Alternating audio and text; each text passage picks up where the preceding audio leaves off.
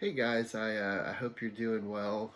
Today we are looking over Acts chapter 23, and this is a continuation of Paul and how he really gives his case to the people. And now he is before the council, which has both Pharisees and Sadducees, leaders of those two groups, and he is giving their case to them, but it doesn't really go very well. It starts off basically he gives his case, but um, his case leads one of the leaders to strike him. He gets hit, and that leads into some dissension between the Pharisees and the Sadducees. There's underlying theological differences between the two people groups here because the Sadducees, they don't believe in the resurrection or in angels or things like that, whereas the Pharisees do. And so when Paul comes along, these issues are kind of uprooted, and there's a huge dissension between these two people groups that is basically caused by Paul, and it turns violent. These two groups just start, going after each other, and that doesn't seem like a very successful mission trip.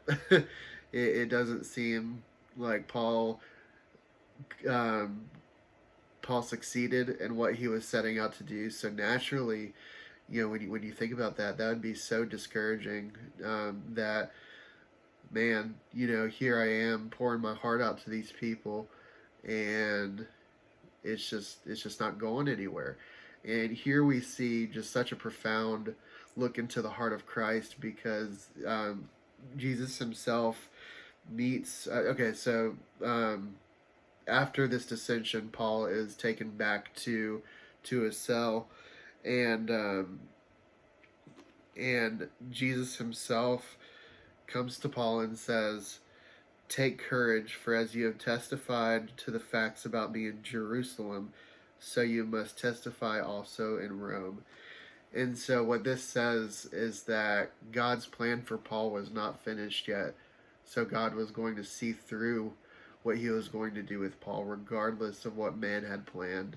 And that is just such a glorious truth of who Jesus is that not only is he a reminder, does he remind us that God has a plan for us and he will see it through, but he also took the time to tell Paul, hey, just take courage in me, and just reassured Paul during these hard times. And it doesn't get any easier for Paul here in this chapter. There's a plot to kill him by the Jews. They say that they won't eat or sleep until they finally kill him, and this plot against Paul is recognized by Paul's nephew, and Paul's nephew warns leaders, and Paul is eventually sent to Felix, who is the governor, and this is just God putting into action what he told Paul earlier, right?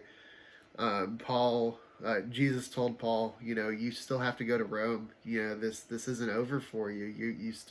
I still have plans for you.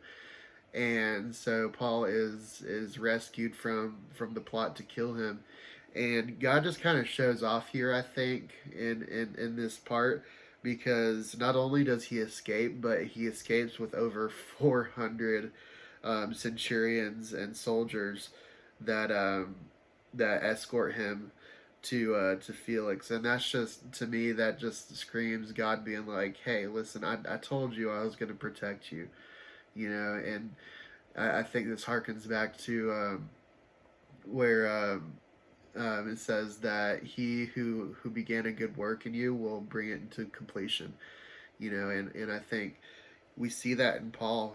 God protected him from all of those, from the death threats, from all the dissension between the Pharisees and the Sadducees. God protected him from that, and that is such a beautiful reminder for us today that regardless of what circumstances we're facing, as long as we're still breathing, God's not done with us. And I hope that encourages you, because I know sometimes it's easy to get caught up in the motions and look at all of the things going on in this world and be discouraged. But God has a plan, and not only are we being used to fulfill His plan, but He also cares about us and wishes for us to find joy and peace in Him.